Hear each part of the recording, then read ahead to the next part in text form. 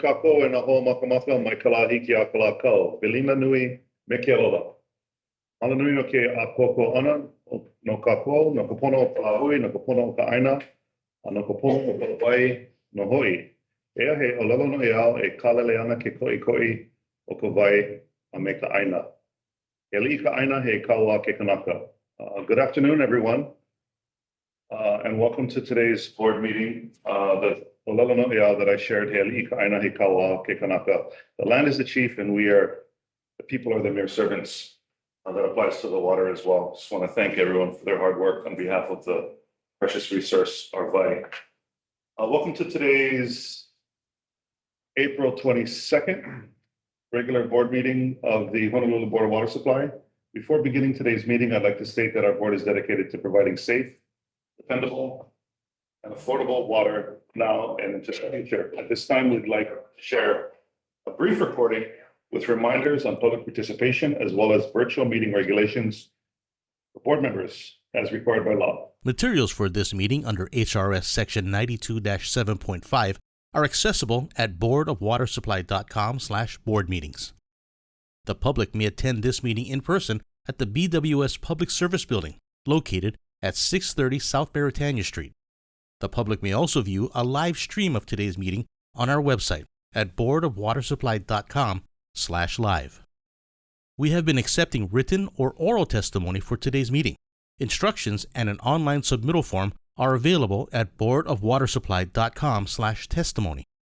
The deadline to submit advanced written testimony has passed. Testimony received by noon today have been distributed to the board members.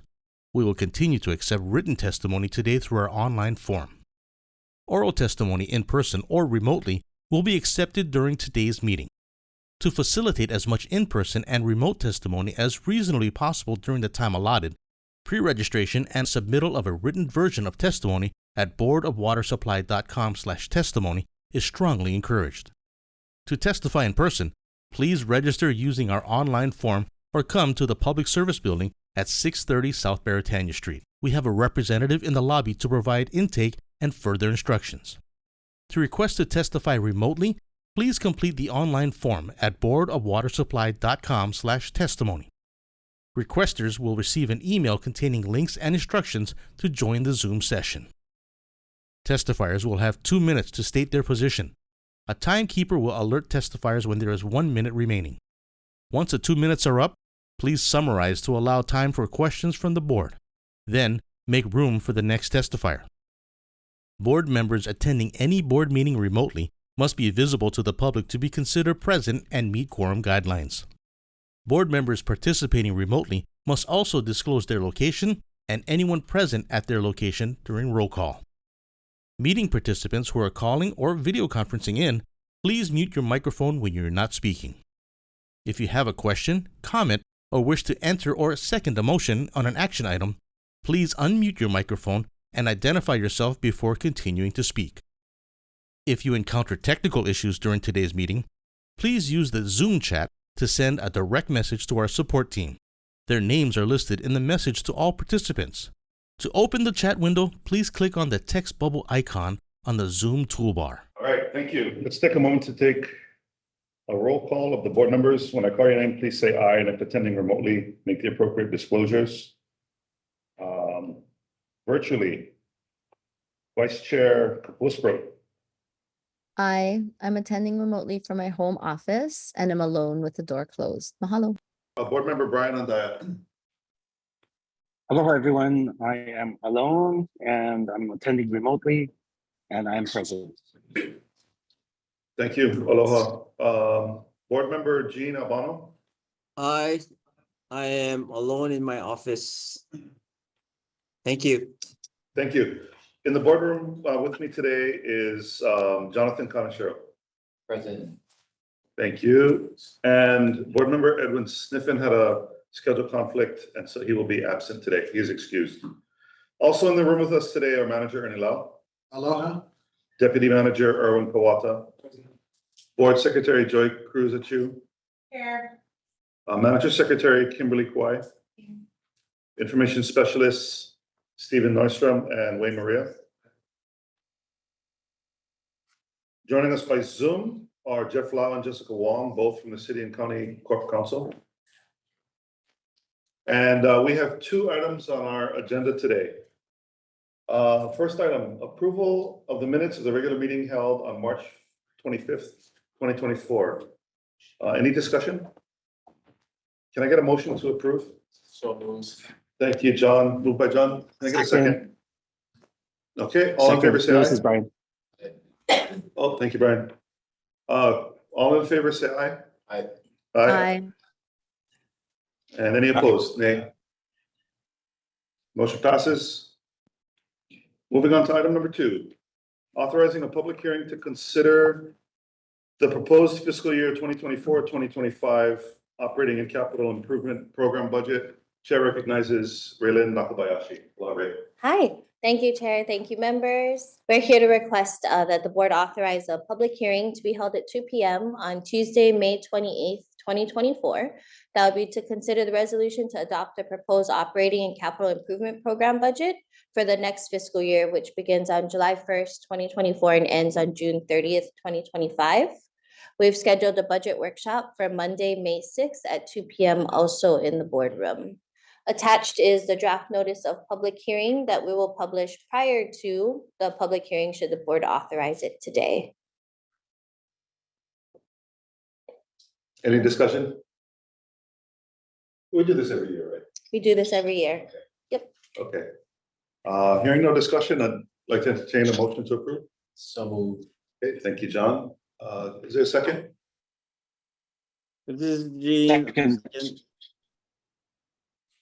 I think that was Brian. Beat Gene to it. Is that right? Can you, Okay. Gene? What Gene? Gene. All right. So I'm official tight- on the meeting notes, yeah. Tight race for the seconding. Roll call vote, please. Thank you, Chair, Vice Chair Pro, Aye. Board Member Brian Antaya, Aye. Board Member Jonathan Conjuro, Aye. Board Member Gina Vano, Aye. and Chair Nale Guanxi. Aye. Chair, motion passes with 5 ayes. Thank you. Thank you. Please note for the record. Thank you, Ray. Okay. Moving right along, we have 4 items for information. Item number 1, update. And this one has been an uphill battle. Update on the Board of Water Supply's response to the potential impacts of the Red Hill field contamination. Chair recognizes Joyce Lynn. Hello, Joyce. Okay, thank you, Chair. Good afternoon, board members, Manager Lau and Deputy Manager. This is the April 2024 Red Hill update. So just going over recent events that we had this past month. This table on the right here shows the best estimate that Dr. Brewer could determine on the level of contaminations of contaminants within the Joint Base Borough Harbor's water system at the height of contamination. The numbers shown here are in milligrams per liter or parts per billion. The numbers are quite large and alarming. Just a slight correction, I think it's Parts per micrograms micrograms, of parts per billion, parts per billion, yes. Yeah. What did I say? not milligrams. So, Oh, yeah, sorry, yeah, Micrograms. micrograms. The Board of Water Supply has been monitoring House Bill 2690. This is a measure relating to water, and the purpose and intent of this measure is to make changes to the management structure, responsibility, and funding of the Commission on Water Resources Management to support the state's water management and water remediation efforts. Naming a few highlights from this bill, the bill proposes establishment of a Red Hill Water Alliance initiative or by policy coordinator position within the commission and a Red Hill remediation special fund.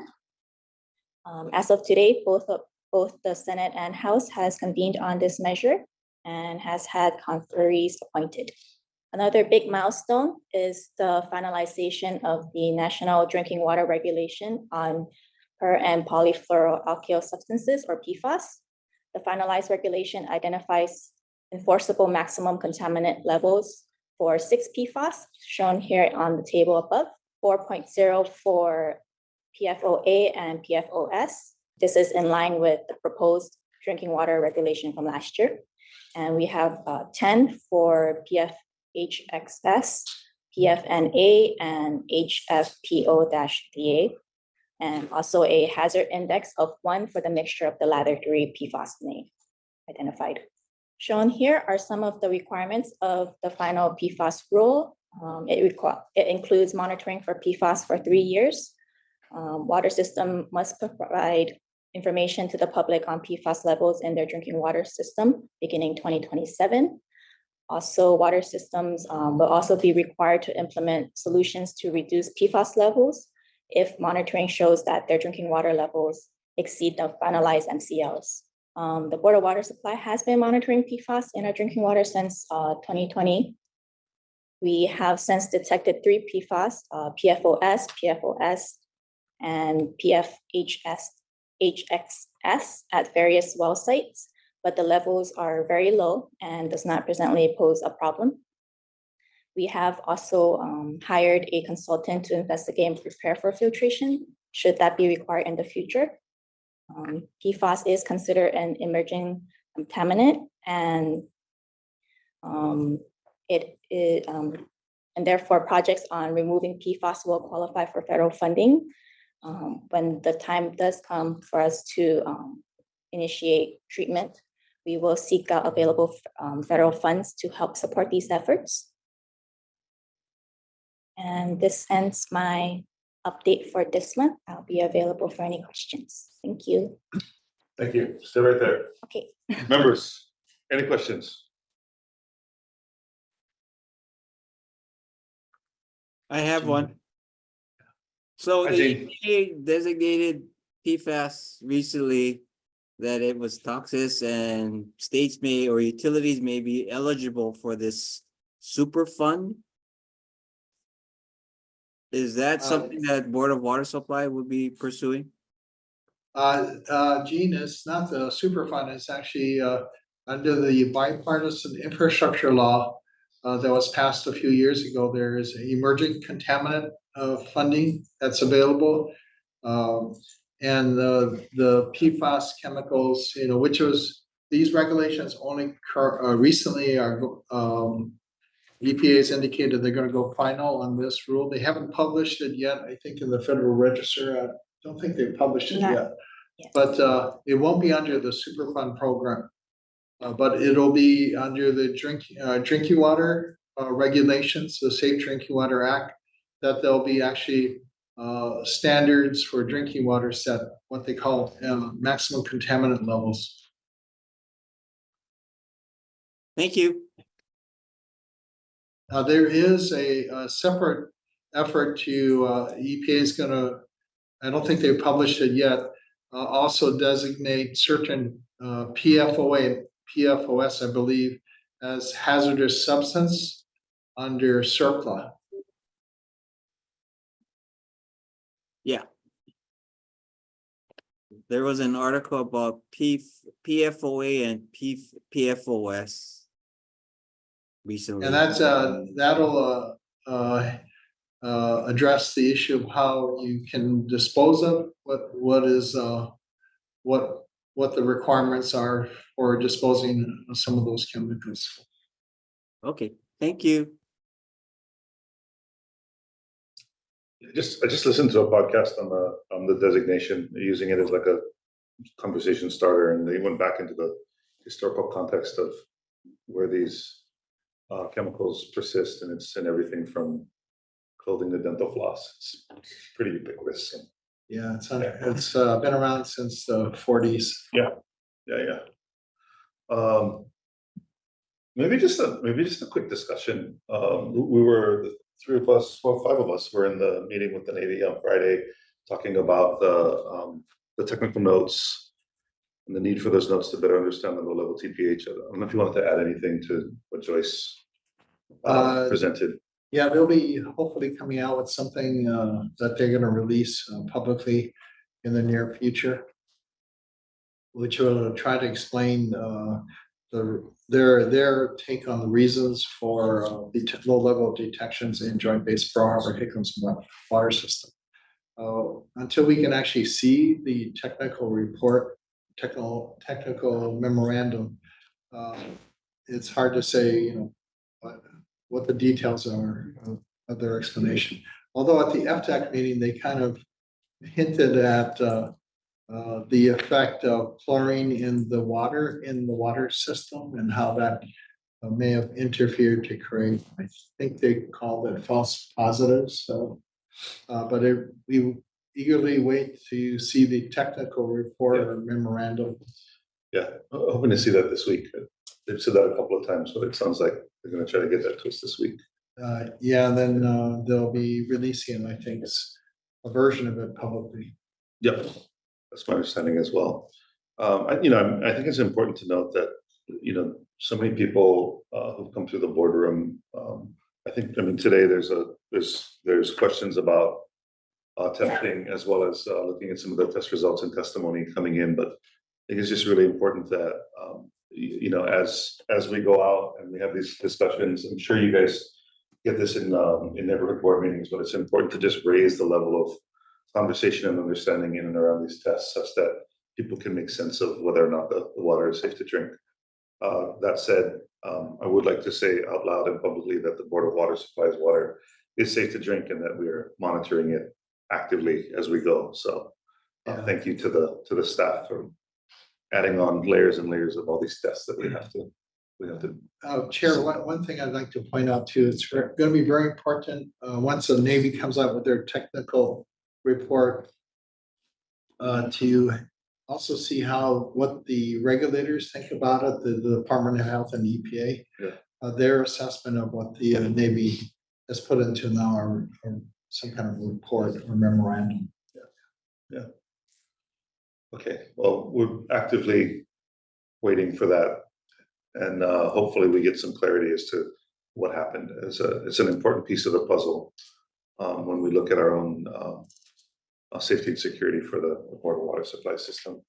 One other thing, just as an update, since it was on the slide deck, concerning House Bill 2690. I think it was in CD1 on Friday.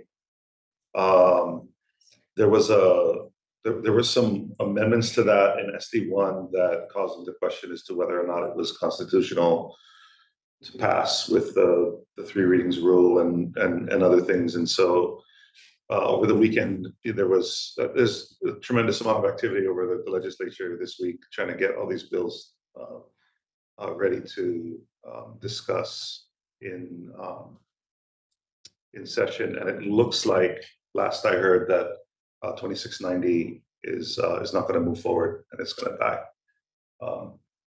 Things could change. If anyone's listening and they're concerned, please go ahead and email your representatives. This is an important bill. We think that there are a few other ways to get both the positions as well as what I don't know if it's a special fund, but a bucket to catch dollars that come in federally that we can utilize for some of the work that we need to do on the Red Hill Vibe. But I think it's also important that we show the unity as a state that this is something important to us. So we're pressing hard, but I know that there are a number of folks who are championing other means. I don't know, Kapua, you have any more update besides that? I do. I just want to thank Joy for having this on the agenda. I want to thank Chair for elevating it. I do think this is an extraordinarily important bill. As Chair already explained, House Bill 2690 would create a special fund, which would enable a more neutral entity to be able to help move forward. Because this is so important and given the politicking Chair just described, I understand that there's an effort to work through it in the budget. My concern is that without the special fund, we may not be able to access federal money that might otherwise be available. And so, like Chair, I heard right before this meeting that the bill was dead, but I am gonna, it's not my inclination. I'm normally a curmudgeon, but I'm gonna be hopeful that our lawmakers in the Senate and the House and the conferees on this bill are gonna be able to work it out. because it's so important, not just for the people of Oahu and the people who are affected by the Red Hill crisis, but because this also directly affects what's happening in Lahaina and the Water Commission's ability to deliver water for temporary emergency housing. And so I do hope that our lawmakers are going to be able to work it out because there is so much at stake. But we'll see. And yes, I encourage people to track it. There's a lot going down. I understand there may be, if I thought that it was going to be scheduled for conference on Wednesday. And so we should know more then as to whether it's on the agenda or pulled or what. So stay tuned. Yeah. Thank you, Vice Chair. Chair, if I could add to, one of the aspects of the bill that kind of it evolved over time was the idea of greater independence to the Water Commission, especially the deputy director, which is currently appointed, an appointee, to make that executive director, the structure is similar to the Board of Water Supply, where the manager and chief engineer is hired by the board here, but by the commission there, the Water Commission, and try to reduce the influence on that position as an appointee because water is so important, and it is Ola Kilbai for us. Thank you. Yeah, thank you. Yeah, if I could just add. No, go ahead. Go ahead, I have Vice one more Chair. point after you. I was just gonna say that, in this instance, there's like, if you go to the nature at which we take on contaminants is like, for this PFAS set of conditions, the feds say, well, if you have contaminated water, then come see us and we'll filter it out. And in this instance, we have the ability through the science and through monitoring to really start the process of monitoring before the contaminants have entered into the system. We know that there are a tremendous number of gallons of contaminants now in the aquifer, and I think it's only fair now that there's been all of this contamination to make sure that we have the proper instruments to be able to monitor this. And in the end, it's actually much cheaper to monitor and to look at remediation techniques than it is to filter over the long term, especially with the cost of construction right now. Right. Yeah. Vice Chair. I was just going to emphasize, at the Board of Water Supply, and I really want to thank our fearless chief engineer who has been leading the way on this issue along with his deputies, both Ellen and now Erwin. But we need to find out what the extent of the contamination is and also what the contamination is so we can begin the remediation effort. BWS has been proactive in dropping our own monitor wells, and we will continue to be the point of the spear, but we need support.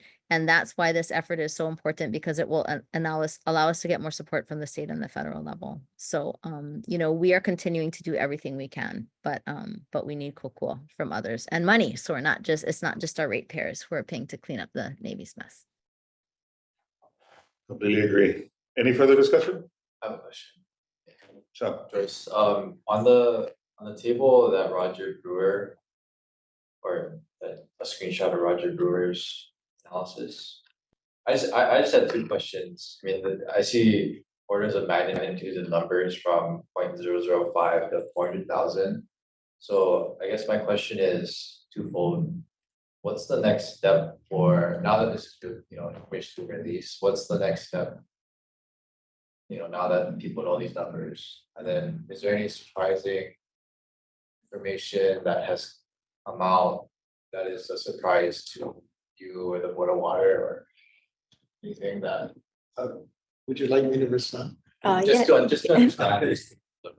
Yeah, so this was, so part of the challenges of people, I think, seeking medical attention or, for the problems that they experienced, especially in 2021, shortly after Thanksgiving, was the issue of what were they exposed to? And apparently, from what we heard at the FTAC meeting, is that there wasn't really any good samples taken at the time, at the height of the contamination from the homes of people that were complaining about it smells like jet fuel. I can see things floating on the water, or the water's clear, but it smells like fuel. Or I can see a foamy like substance in addition to the sheen on the water. So in the absence of that information, Roger Brewer at the Department of Health made an attempt to try to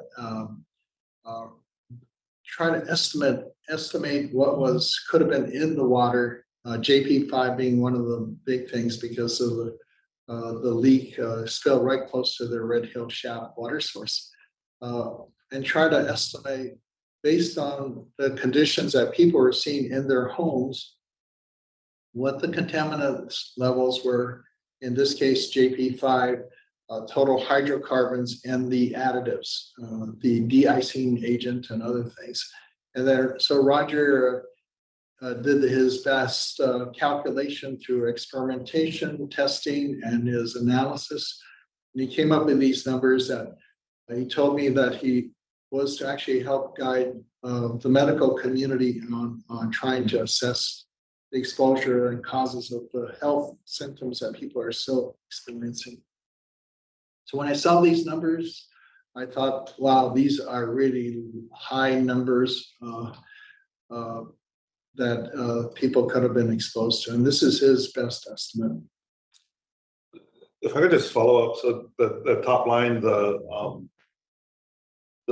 total of those three columns, the 2116, the 4291, and the 4291, so that's his estimate of parts per billion, depending on what kind of water you encountered, if you could smell it, if there was a sheen, or if there's. He has three categories, dissolved phase. So this might have been the water is still clear, there's no visible sheen, but they can smell it on that water. The next one is just dissolved contaminants from the fuel and additives in the water, plus a sheen on the surface of the water. Then the third one is a dissolve plus sheen plus emulsion, like a foamy-like substance floating on top of the water. And he based it on information from people that were in these homes at the time, their photographs, news stories, news reports, and he did his best to try to estimate what those levels were. So these are high numbers. So is there anything surprising to the Board of Water as far as a particular number, or? I don't think we are surprised by, if these things that you're finding in the water, but these are always been questions, like for example, what kind of additives could have been in addition to the fuel in the water? Remember, these are also potentially things that were put out into the environment. That could be also things that could be in the aquifer itself in different places. So the remediation, the locating of these substances in the environment is very important. The cleanup, it's going to be very important. So going back to the Red Hill Vi effort, the effort just to keep the Navy accountable to address this and to clean things up and restore our land and our water back to pristine conditions. It's very important. I saw these numbers and it just made me sad to see these numbers, and that I'm not trying to challenge the numbers, but it just made me sad that people could have been exposed to these types of substances in these concentrations. When that in my mind was unnecessary, could have been avoided. So going back to your point, Chair, prevention of contamination is always going to be better than dealing with it and trying to clean it up, or in this case, people being directly exposed to some of these chemicals and having to suffer the consequences. Great, thank you. Any other discussion? Joyce, thank you for your time today. Thanks, Joyce. Madam Secretary, do we have any testimony today? Yes, Chair, we have Susan Popola, who's in person. And then we have Meredith Wilson and James and I'm just going to be providing. Okay, so we added on a third. Yes, Okay, thank you. yeah. So we'll start with Susan. You've been so patient. Okay, so you all should have my first part of my presentation that came in on time. It should say something like messing around with data is, okay. Yes. Yeah, that's what I was preparing for the workshop that Kathleen and Erwin attended. And one of the things that the CRI was trying to use was how to use the Safe Waters website.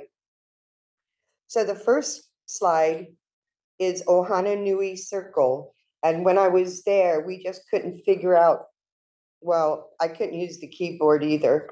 So I decided when I came home, I would do a good job of what I was trying to show at the CRI workshop. So this is just one circle, and I think Jamie's going to come on with the map. And it's just one piece of Hickam, and the number of detections in this one circle just makes you wonder how these people are feeling. And the next page are their addresses where they all were. So if you see the boxes that have red numbers in them, that is where you add the diesel plus the oil. And then if they're just numbers all over the place, those are still diesel. And I don't really consider them low levels when you see like an 86, 87, but it's all relative to whoever's talking about it. And then the addresses, there's one that was the, oh no, that's on the next one. Yeah, never mind. This is still Ohana. So when I was presenting it, I was thinking, boy, somebody should be looking at all the, whoever lived on that circle should look at the addresses and just see, you know, if any of it matches up with how they were feeling during the time, because it also has the dates. Then the next part was I finally got the data from February to March off the site, the Safe Waters site. So the first page shows 54 detections, correct? Mhm. And then again, the boxes that have color in them, that's where I'm adding the two numbers together, okay? So you could see on the side, on the 1st of February, in D2, there was a 5127. But the big one that came out in the news was the last one, which was Hickam Elementary School. And they're still trying to explain that away. Is that the one was in the news? Yeah, that's Okay. the one that was in the news. And so you can see on that page where you add 262, which is the diesel, and the 58.8, which is the oil. You add them together, and that's where you get the 320, and that's what we call total petroleum hydrocarbons for that school. And then the next page, what I did is my friend Kapua asked one time when I presented something like this, well, what zones are they? So I jazzed it up for you. So you can see the zones, what's ever in there. This is just for March. I'm sorry, February through March. There are 54 detections. These are all the streets. And then each of these numbers underneath is a zone. And then I also put what part of the zone is. So if you look at D2, it says D3, it says Earhart. Mhm. And then F1, I couldn't fit in there. So it's towards the over here, and that's Navy Exchange. And I want to talk about that area. Is anybody familiar with the Navy Exchange area? A little bit. Has anybody seen the shopping center? Mhm. Okay, so when we talk about Navy lines, we're not only talking about military families living on base. We're talking about Jack in the Box.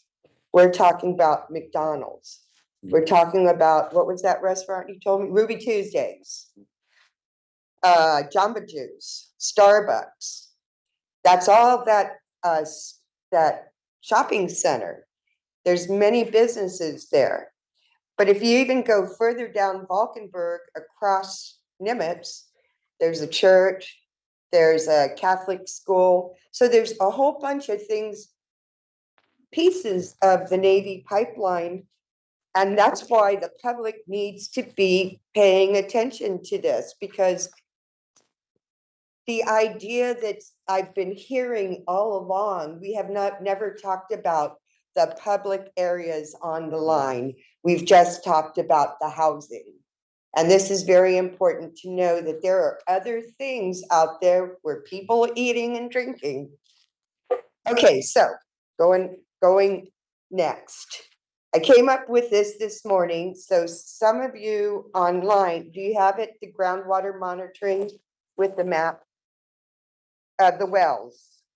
Okay, so I decided, well, since they said all of the samples were false positives, or they're hinting around that, I said, well, okay, I'll find something else to look at. So I decided to look at the groundwater monitoring on their environmental side and all of their wells. So the first page, this is the year 2021. I didn't have time to do the recent. I'll show you that the next time because it's mind-boggling. So the first one is Red Hill Monitoring Well 01R, which is right below the tank farm. Every one of these are exceedances, because when I started doing my search and I put in detections and exceedances, I saw so many exceedances. I said, well, why should I bother with the detections? Let's just look at the exceedances. These numbers are horrendous. I'll let the board talk about monitoring wells. Not me, I'm not going into that today. The next one is RHM WO2. That one's near tank 6. And if you see the orange, that's the oil. And if you see the magenta or pink, that's the diesel. I didn't go into adding them together because, like I said, came to me this morning. If I could just point out, in both date ranges, they persist before the actual spill in November of 21. Oh yeah, thank you for pointing that out. Just to point that out, that this is pre-spill, so pre-21 spill. Yeah. So the second one, the second page, WO2, you'll see hits right there in January 25th of 2021, moving all the way to December 27th.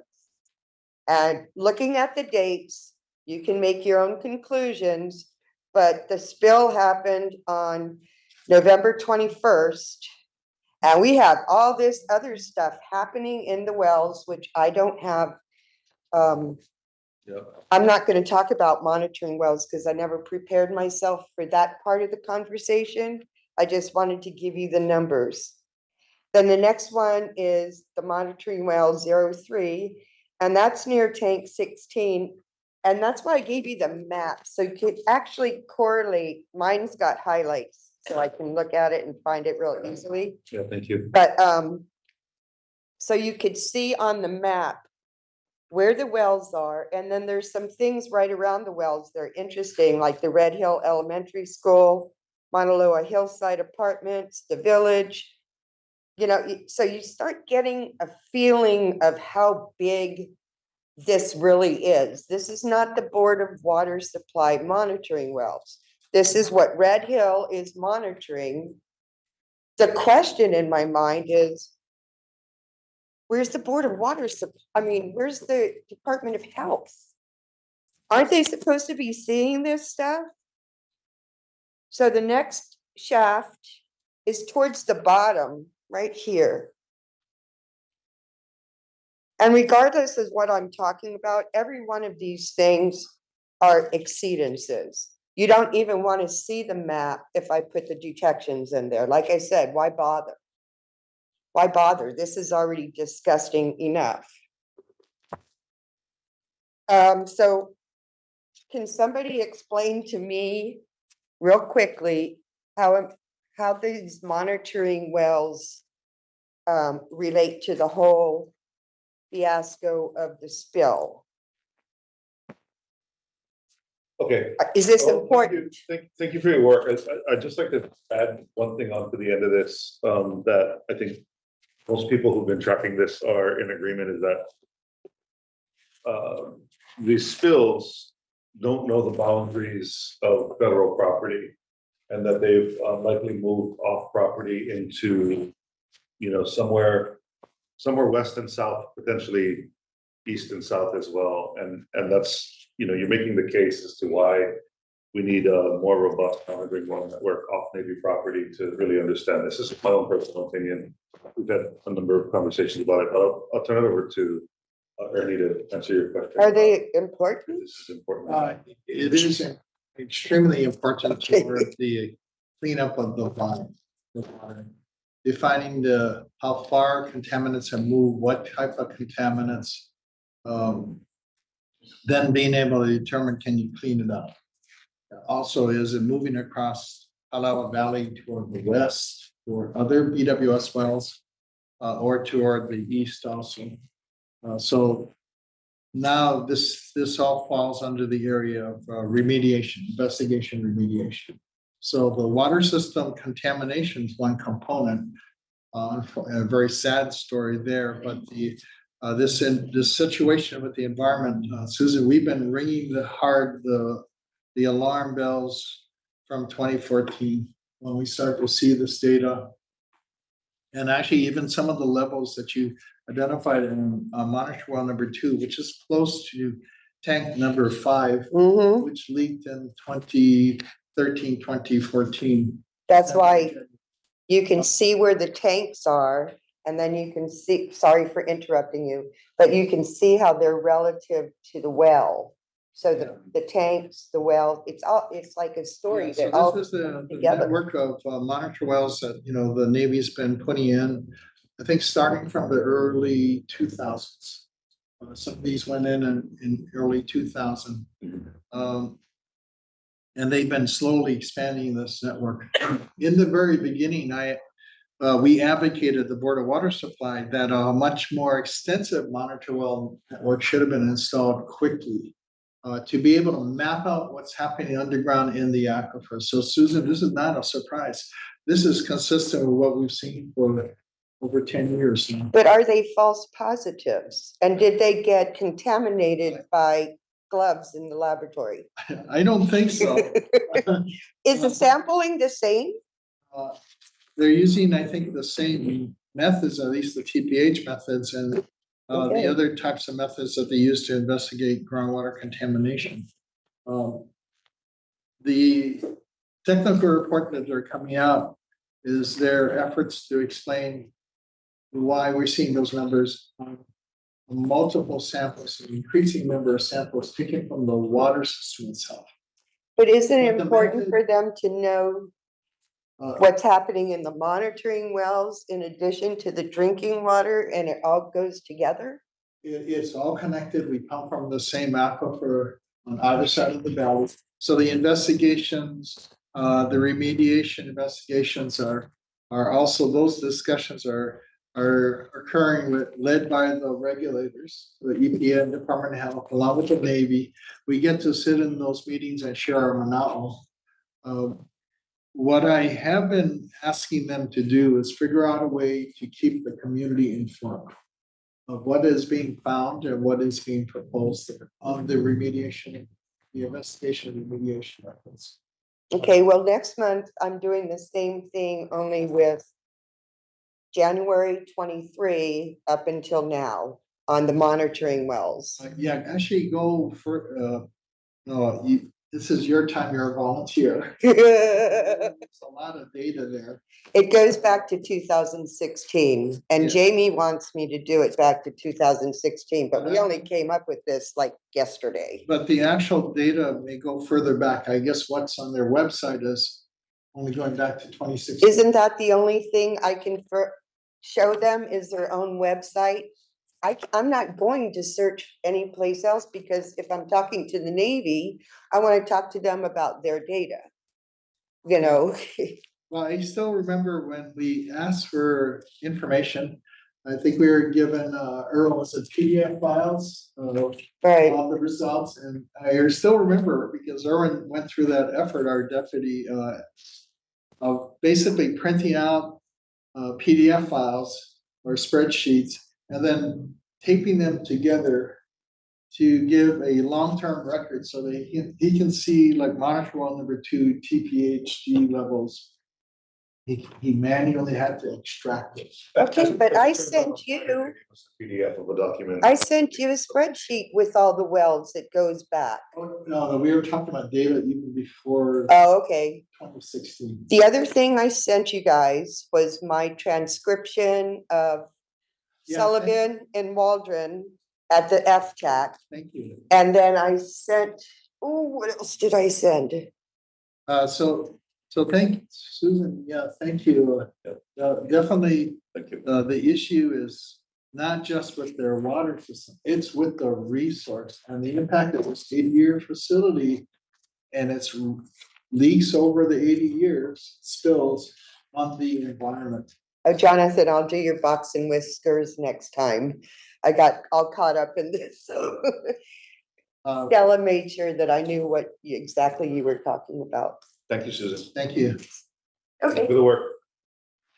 Looks like we have a couple of additions. Sorry, It's Jamie Semic, just Jamie Simic then Meredith submitted some question that she wants answered on. on the record. Yeah. Okay, so let's go to Jamie Simic online. Aloha, Hi, everybody. Jamie. I truly appreciate you guys. And Ernie, I appreciate you talking about 2013 and 14, how it culminated. The data that I have found has also, which I've submitted to the Sierra Club and the Oahu water protectors with the groundwater and the soil vapors. I've been dropping Easter eggs on it. Goes back to even 2010. Susan's going back to 2016, but I was pushing her a little bit last night to even go back to 2010 because I believe that those leaks all culminated into the major 2014 leak. So I want to thank you guys for speaking on that because that is when I started falling really ill and when I was pregnant with my children and had major complications. They were born between 12 and 13. My daughter was born 2 weeks before the major leaks. Getting into my testimony with Ohana Nui Circle, I wanted to show you guys. Hold on, let me take this blur off real quick. It drives me nuts. Did I take it off? No. But what I want to speak on, find the sweet spot. I don't know. There we go. As you can see, the major clusters that Susan is talking about. Can Jamie, you see? Jamie, Oh, sorry. hold a little further away from your camera, we can see it. Okay. But if you put it, yeah, like a little further back, hold on, what happened to it? There Right we go. there, right there. Okay. This is not even all of what Susan has detected. This is just from January to recent of 2024. The data that Susan's been pulling up on Oahu or Ohana Nui Circle. Right down here, if you go across the way, is the airport. I have had a theory, sorry, I'm having tremors, all along that it has something to do with the pipes and the junctions of when it's connecting and the fuel that is traveling to the airports, to the gas stations that are giving fuel to the Navy and or the military in order for them to have lower fuel prices and also for, sorry for the tremors, to the airport. If you follow along, I'm going to take you real quick. This is over by Catlin Park. And as you see, the airport is right down here. I haven't finished all of these detections as well, but as you can see, it is right up here where the main road is. But then down here is Nimitz that connects you down to the airport. If you go over to this way, to the left, you will start finding the Navy Exchange, the restaurants. In the very beginning, I was testifying that those restaurants were contaminated. There was only one restaurant there that was using bottled water, and I could tell the difference. My children could tell the difference. We would drink one drink from a fountain soda or a fountain juice and would start vomiting uncontrollably within seconds. If you go back to where she's speaking of Hickam Elementary, right up here is Freedom Tower. And when you come down this way, dang blur, when you come down this way, it comes down and they're over to this side is where the community pool is. And then you keep coming down and you'll hit the Navy Exchange. It links up to the medical center for the Air Force. And then right over here is the airport. Right back here from Freedom Tower is where the elementary school Hickam is. And then here is the main, here's the main road up here that connects to Pearl Harbor. This is the back of Hickam. And then up here connects to Pearl Harbor. And I'll show you on another map. No, this is the map. That over to this side is the MP's fuel station. If you continue down into this neighborhood where there was severe leaks, it'll lead you down here to Mudsu, and if you, which is the dive station, and if you follow it around, it leads you to the Raptors. So all in this area, which I have another map I can present later, shows all the airport, and there is even Boeing right there connected to the airport where all of the pilots do their training and the F Raptors and everything else. And that's Hickam Elementary is right behind where they have the gas station for the MPs. Same thing with my neighborhood. Sorry, my neighborhood where I lived right over here is the connection to the main base of Hickam. And then right back here is the connection to Pearl Harbor. Right in here is where I lived. And there's been consistent high detections. This is the park that my children would play in. You go right across, and that is where the commissary is and the gas station. And you go down, and right there is the airport. Right to this side over here is where all the other schools are, and Earhart Village. There's a bridge that connects right here from both neighborhoods, from mine to Earhart, where you will find all the other major contamination issues that leads into the backside of the airport. And with Ohananui Circle, and it leads you to Ohananui Circle. And if you go back to it, at the end of Ohananui Circle, if I can find that sweet spot again, it leads you to where the Honolulu Airport is at this side through the back gate of Hickam. So I believe that it's all connected. As Edwin testified, or Erwin testified with the CRI meeting that was held to show people how to work the safe waters, the pipes have been there forever, and the water lines have been there forever. The military has admitted at the FTAC that they have not been inspected or maintained. The reports that I have found going all the way back to 2010, in 2011, 2012, there was major soil contamination and vapor intrusion and it is reported. And there is reports from Dr. Brewer. He was part of those studies back then when they tested 3 sites on Pearl Harbor, and they also tested down in Waikiki and 3 other locations. I am more than willing to share this data with you, as I've shared it with the Oahu Water Protectors and the Sierra Club. I have sat on it, digging and continuing to do research, because I know that this is a culminatum of years. And in 2014, it was admitted those pinhole leaks were there in one of the tanks. 2021 admitted those pinhole leaks were there. If it takes 20 to 25 years for it to move through the soil and the best salt, we're more than halfway there just from those admitted leaks. And Oahu's in danger of, if they don't remediate this appropriately. I don't know if my theory is right, but there doesn't seem to be many more other explanations that the Navy can come up with besides gloves and false testing. Members, any questions? Okay, Ernie, any questions? Yeah, Jamie, you're right that tank number 5 leaked around December of 2013 into January of 2014. And I think the military's estimate was about 27,000 gallons of JP8 fuel leaked through a bunch of holes that they drilled into the tank liner as part of the repair process, and they never plugged those holes, so that's their theory of why it leaked. And monitor well number 2, which is what Susan has pointed out on her graphs, is really close to that, near the bottom of that tank. I think they started to put in monitor wells in the early 2000s, and over time they've been putting in more monitor wells.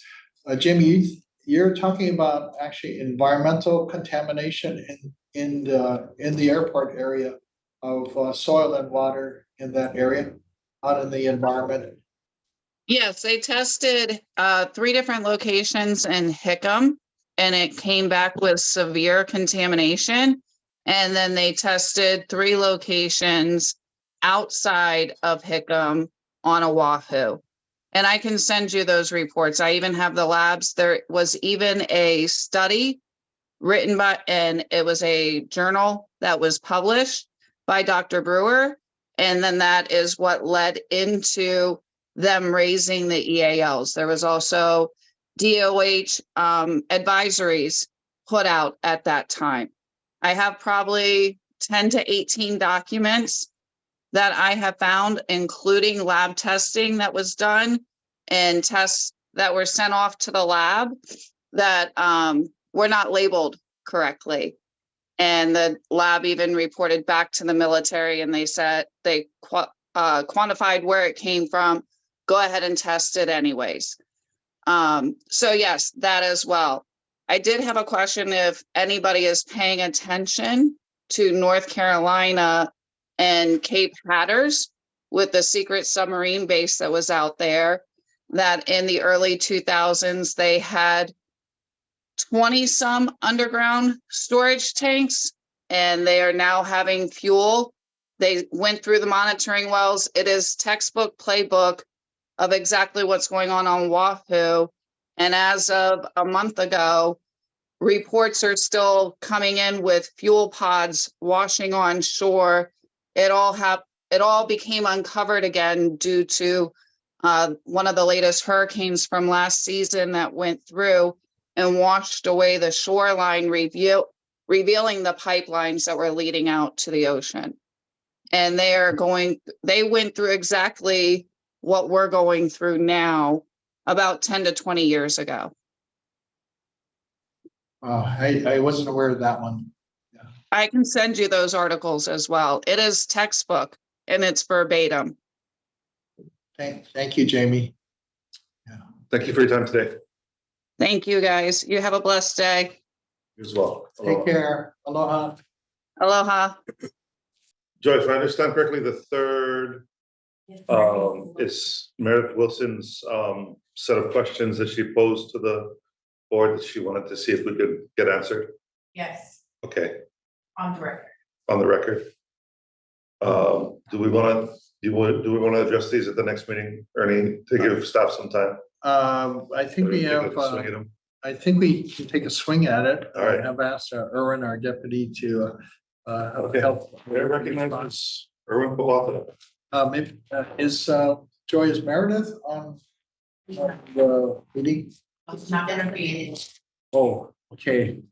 Then maybe what we can do is Erwin, maybe we can, I'll read off the question and you can do the response. Yeah, I was gonna just kind of Yeah. summarize the question and go after the. Oh, okay, go ahead. Go ahead. Okay, thank you, board chair, members. I have here, yeah, like Meredith Wilson's testimony. So what I'm gonna do is she has 6 different questions here. I'm just gonna start briefly summarizing each one and then give a response. So the first one asks whether the BWS or Hawaii Department of Health received a response from the March 1st request to the Navy to do additional PFAS testing. Answer is no, we have not yet received any kind of response, yet we continue to make the request. Second question, can you explain the rationale of how groundwater test results would not further reflect drinking water system results? She cites monitoring well number 2 had exceedances of TPH as high as 1,380 parts per billion back on March 15th, and how the public can be assured that it will not migrate into drinking water. Well, first of all, groundwater or monitoring well test results give you an understanding of what's in the environment. Drinking water system results really start with your water source. So monitoring both is important to monitor the understand the environment and what's occurring in that environment, like in the case of Red Hill, and with respect to the drinking water, the source itself, namely, like Red Hill Shaft, or what the Navy is using, pumping that water into their distribution system and monitoring that system as well. With respect to what's in the monitoring well, it's not necessarily true that both will be the same. What's in the source and the monitoring well are going to be same. They could be related, they could have relationships to one another, but you won't see them necessarily exactly the same because they can be very far apart. But the bottom line is that both is important to telling you information about what's occurring in the environment. Third question, what are the implications of keeping or removing an aerator during sampling? Well, when sampling, you want to take an aerator off because it really creates additional turbulence. So if you are collecting a water sample for volatile, something that evaporates very away, and you keep that aerator on, it's going to cause the water to get more turbulent, and it can cause that anything that can be easily evaporated be released from the water, and that can skew your water sample. So it's always good to take that off, make sure you have a nice steady stream, and then collect your water sample from there. Fourth question, what is the expected background level or noise of TPH in groundwater? This is getting into a little bit of chemistry here, but really, background noise really occurs when we're asking the instrument to measure at levels, these very, very extremely low levels that it's unable to do. And when you're looking for low levels of TPH contamination at a point where the instrument cannot measure, it's hard to tell the difference between noise and what is real. So it's always important to do what is called a minimum reporting limit. Look at what is the lowest level you're able to measure, and that's the level in which noise doesn't interfere. And then regularly make sure you check your analysis on a regular basis to make sure you can reproduce that. And that really assures that the data that you're collecting is valid. Fifth question, do you think that Red Hill Shaft should or even ever be put back into service? Now, this is Red Hill Shaft. That's the Navy's water source. That's really a discussion and decision on the part of the Navy and the regulatory agencies. The board doesn't have any jurisdiction over Red Hill Shaft. But then the next question, can BWS withstand indefinite closure of Halawa Shaft? Well, the board really shut down Halawa Shaft in response to the Red Hill contamination crisis. In the meantime, we're waiting for more data about the characterization, understanding what is occurring in the subsurface to the aquifer itself so that we can have more information that will help us understand whether it's appropriate or not to turn on Halawa Shaft. In the meantime, we can't wait for those results to get, or that study to get done, because it takes a long time. So we're proceeding with looking for alternate sources and drilling new wells to take the place of the capacity loss of those wells that have been shut down. And then the sixth question and the last one had to do with asking about if we've seen the Department of Health's update of the environmental hazard evaluation, or really the environmental action limits, or EHL. The answer is yes, we've seen that. DOH has made some draft changes. We're in the process of reviewing that, and we'll prepare our comments and make them available when they become finalized. Members, any questions? Everyone, thank you for your time. Thank you. Thanks. Madam Secretary, any last minute additions? No, Chair, no other Okay, fires. are there any other testimony for today on any of the other items? No, Chair, no other fires at any other. Okay. Thank you for that. Moving on to items of information number 2, recruitment status. Chair recognizes Michelle Thomas. Good afternoon, Board Chair and Board members. Michelle Thomas here, the Chief Human Resources Officer for the Board of Water Supply, to give you the recruitment status report for the period of January 2024 to March 2024. For the period of January 2024 to March 2024, the board had 28 new hires, 6 promotions, 1 transfer, and 13 separations. As you can tell, the BWS continues to bolster its efforts to bring in new talent and fill our vacancies as quickly as we can. We continue to try to continue to fill our vacancies by participating in a lot of different efforts, including participating in various different job fairs, boosting our marketing campaigns, including boosting our marketing efforts in various different trade publications, partnering with the city DHR on various different city initiatives. We most notably participated in January in the Hawaii Career Expo at Neil Blaisdell. We also participated in February in the UH Engineering Career Expo, and we continue to try to work with the city to try to participate in various different initiatives that they pilot to continue to bring down our percentage of individuals that are eligible for retirement, and continue to bring in new talent, so that way we can have a more continuous percentage of individuals that we can provide continuing improvement of. I can actually, I can add to that. I signed a certificate of appreciation for one of our employees with 45 years of service today.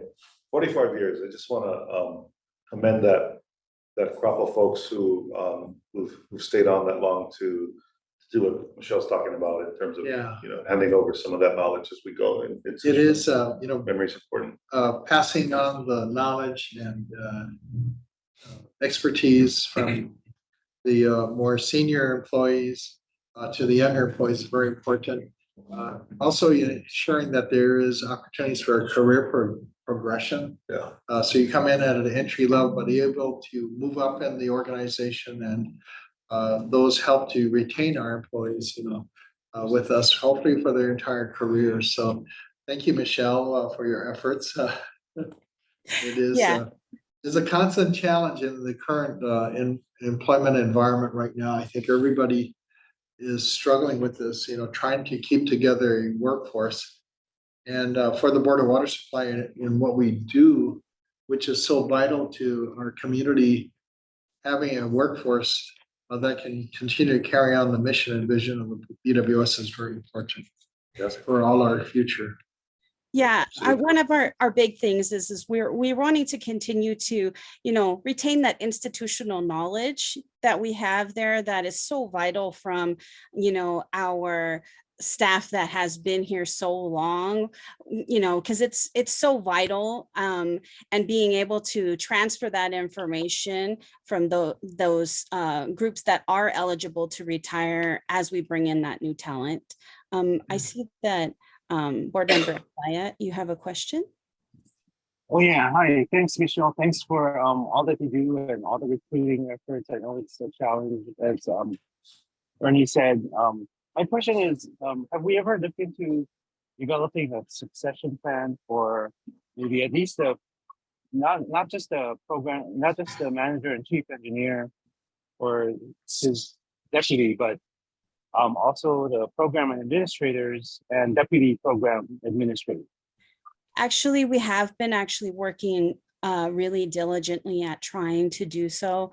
In the last 2 fiscal years, we've actually even tried to contract out to try to attempt to get outside consultants in order for us to be able to do some of that succession planning as well. Unfortunately, however, due to the civil service provisions and such, it's been very difficult for us to be able to bring on professional services to do so. So we've only really been able to make strides with doing so in-house. The challenge that we've had as well related to that is that even in my own office, we have been pretty short-staffed as well. And so to tackle, filling vacancies as well as trying to, create the succession planning has been a challenge to do that as well, considering that we're trying to do all of these different initiatives at the same time as trying to, fill vacancies. If I could add, maybe Brian, the challenge right now is just trying to keep our positions filled and retain our more experienced employees. I know that it's a challenge, like using engineers as an example, and I don't want to harp on engineers because I'm an engineer too. We're just unable at this time to compete in terms of compensation and even probably benefits. So we're kind of losing some of those engineers, especially as they start to move up in the organization. I know working with the city, they're trying to look at ways to improve, to try to level the playing field a little bit more. I don't know if we're going to be completely competitive, but it'll be a little better. So we continue as part of succession planning. It is actually trying to bring in the young people into the organizations as much as we can. And then more recently, our Water Resources Division is showing some leadership in this area by bringing them in as student aides, but also exposing them to different parts of the organization so that they get exposed to, whether it be in water resources or maybe in engineering or other areas of the organization. And I'll just say that I think some of our ways that we can retain people is to make the job interesting and challenging and exciting. So earlier we had Joyce Lynn present on Red Hill, and I appreciate all the efforts of Joyce. She's one of those that I've asked to voluntarily work with the manager and chief engineer's office to get exposed to the broader issues of our organization, Red Hill, and among other things, to trying to embed some of the institutional knowledge that maybe in the next few years, Ern and I will be no longer here, but we can pass on that knowledge. So it's now preservation of knowledge and institutional memory here, I think, is one way, and exposing our folks to a variety of experiences within the organization, cross-training in one area. That, and we're going to engrave your guys' phone numbers on the desks so we can call when we have questions. Yeah, thank you. Please don't do that. Members, any other questions? So thank you very much, Ernie, for that. Really appreciate that. I know that engineers has always been kind of a challenge, trying to recruit, and I know it will continue to be. I'm wondering if we're looking at other positions as well. Like, for example, Michelle just mentioned, being short-staffed in the HR office. Not that HR professionals are easy to find as well. But maybe starting with something like that. I'm really happy to hear about water resources and the kind of model that um, they've been doing to recruit young engineers. But I just wanted to encourage everyone to start thinking out of the box. I know it's hard. It's a Yeah, challenge, thank you. especially for government agencies at the city and state level. Yeah, thank you, Brian. I completely agree with you. It's just not the engineers alone. It is other positions within an organization.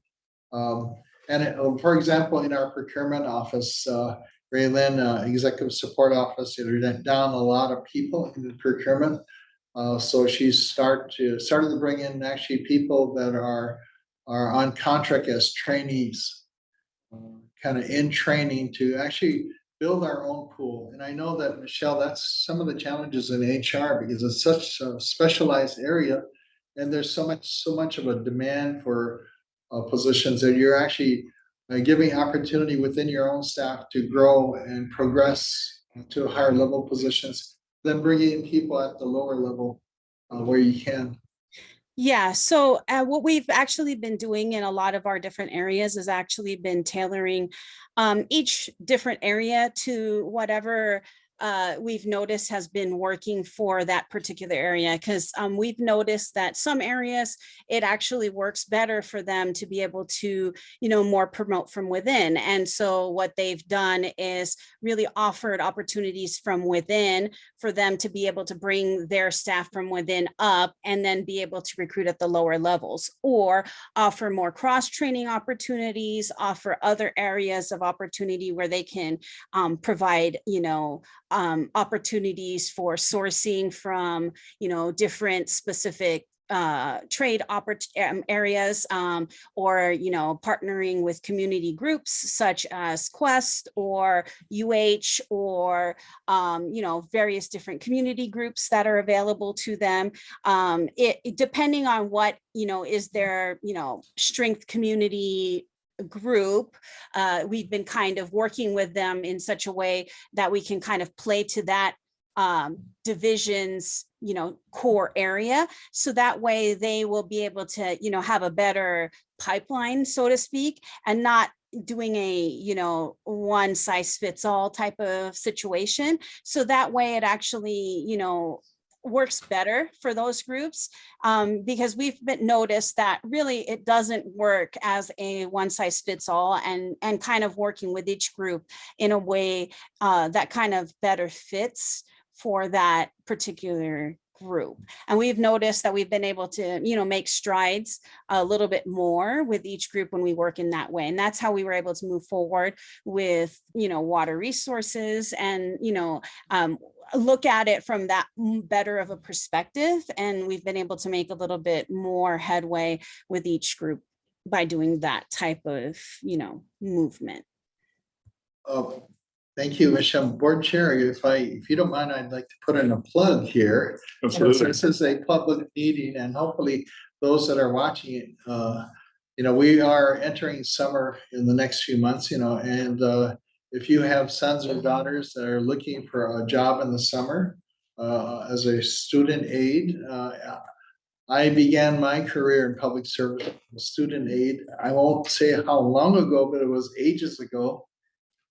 Working in the summer, and I decided that working in the public service arena was where I wanted to be instead of in the private sector. But a plug for any parents out there: if your son or daughter is looking for a job, please call the Board of Water Supply. Michelle, and what number should they call if they're interested in a job with BWS? They can call 808-748-5160, and that will be the main human resources phone number, and they can go ahead and let us know.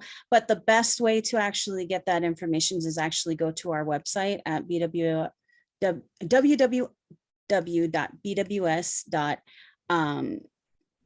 and then go to human resources, and you'll be able to find all the information regarding our available positions, and particularly there is a specific section regarding student workers and any both government positions as well as non-government positions that are available at the Board of Water Supply.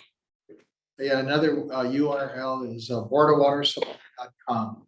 Yeah. So go to boardofwatersupply.com and we have our jobs listed there. But if you need a job for the summer, please come and work for the Board of Water Supply. We need you. Or you could sign up to be a board member and do it all for free. Even better. Maybe, I don't know if it's against union rules, but maybe we could do like every new hire gets to have lunch with Ernie Lau and ask him any questions that they want or something. Oh, like yeah, that. meet the manager. Yeah. Yeah. Michelle, thank you for your time today. Members, any other questions? Okay, hearing none, moving on. Item for information number 3, status update of groundwater levels at all index stations. Chair recognizes Barry Sagawa, who is online today. Hello, everybody. Mr. Chair and members, sorry, I didn't want to spread my cough around the office, so giving my report remotely. We have 6 aquifer stations in low groundwater condition for March. Kamaki, Wanaloa, Pearl City, Kalonui, and Wailoa are in caution, and Punalua is in alert status. The production for March was 131 million gallons per day. The rainfall index for March is 53% of normal, so drying in the last couple of months. The 5-month moving average is 89%. We're still in abnormally dry conditions across Oahu, mostly in Leeward. And the National Weather Service is forecasting still below normal precipitation through at least June, possibly through as late as October. They did have their quarterly outlook and had said that the El Nino condition that was very strong this winter is moving out. They expect an early start to the summer dry season, and a transition into a La Nina, which brings lower tropical cyclone activity this way, and also and hopefully a wet winter. We'll see how that goes. The groundwater head levels are slightly still is starting to decrease because we're going into the dry season, combined with relatively low rainfall. So we're still promoting, and we'll be ramping up our conservation messaging as we get into the summer. So you can see, this is a head level trend, from 2019 to 2024. And what's noticeable is that there is this down, kind of a decreasing trend for the last 5 years. And as you keep scrolling through that, you'll see that this is, true for a lot of the groundwater monitoring wells we have. So we have been in this long-term drying season. Prior to 2018, 2019, the head levels would go up and down pretty, flat looking, although they go up and down. This really is a decreasing trend here. Honolulu, Kaluanui, even in Windward. So it does show, this below normal rainfall trend in the 5-month moving average. And we did have some wet months this winter, which was good, but overall still below normal. And when rainfall does decrease, the pumpage does go up.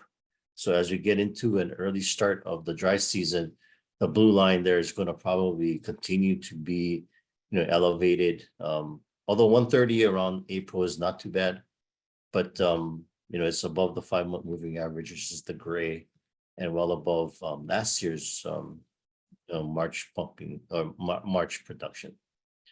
So that's my report, and available for any questions. Members, any questions? Thank you, Barry. Welcome. I just have one, maybe for next time, you know, I see your point about the downward trend on some of these wells.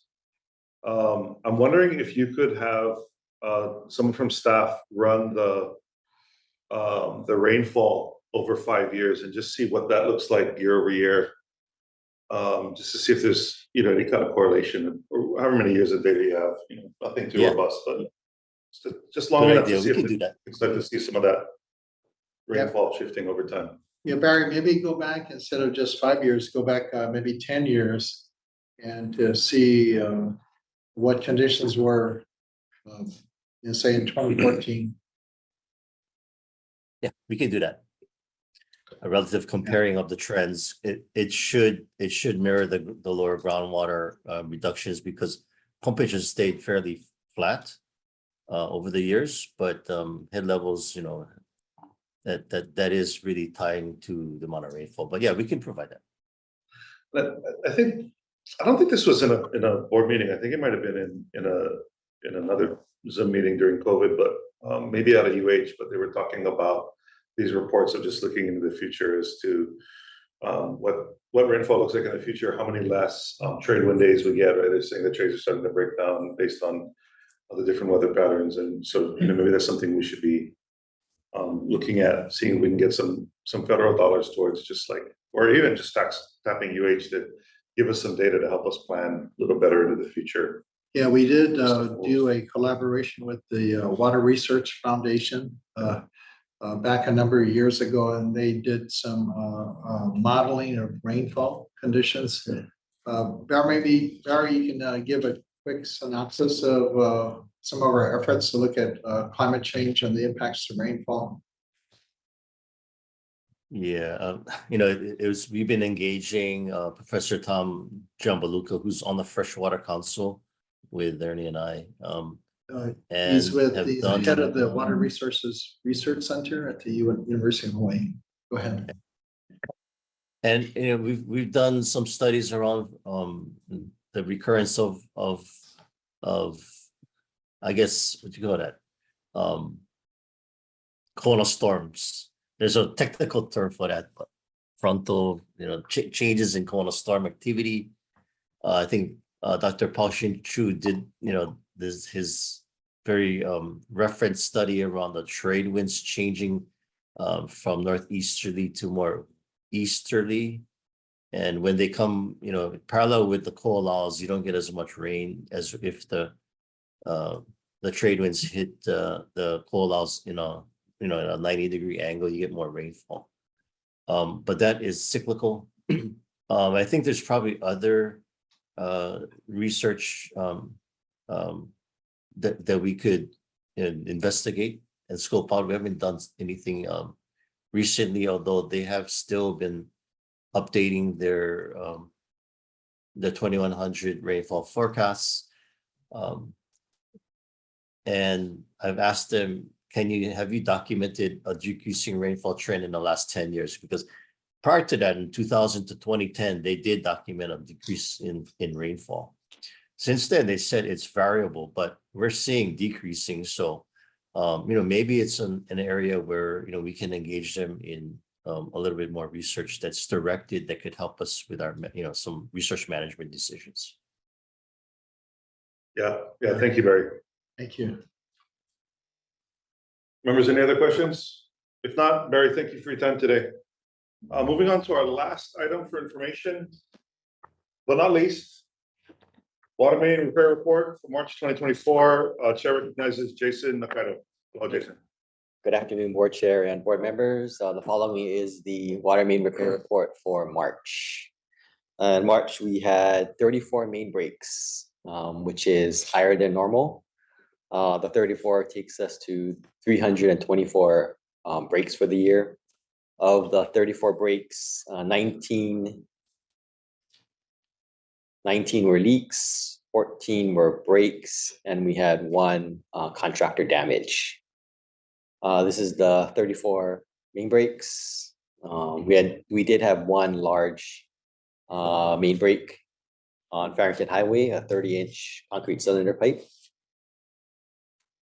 For our leak detection team investigated 43 points of interest and found 45 leaks. So that brings us to 619 leaks found this fiscal year so far. Of the 45 leaks, 5 were on mains, 35 were on couplings, 3 were customer side leaks, 2 were service leaks. And to date, the leak detection team has found 61 leaks on main lines. Okay. That concludes my report. Are there any questions? Members, any questions? Oh, quick question. Yes. Is it just because the satellite technology or that company has better detection now, or is this a high year of breaks? Or is it a combo of both? It's a combo of both.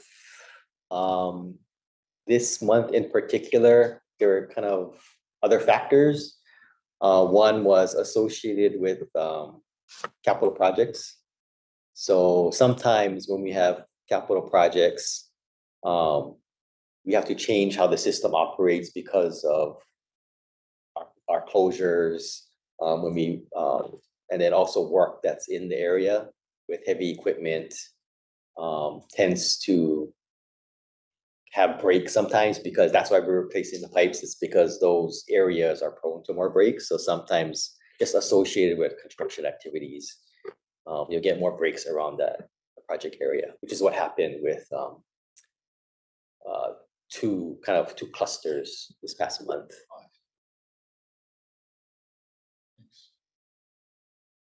One of these days, not today, you'll have to explain to me how you fix a 30-inch concrete pipe. Maybe with pictures. Yeah, just bring the pipe in next time like you did last time. Thanks, but yeah, thank you, Jason. Appreciate your time today. Okay, this brings us to the end of our regular board agenda today. We have one item to discuss in executive session.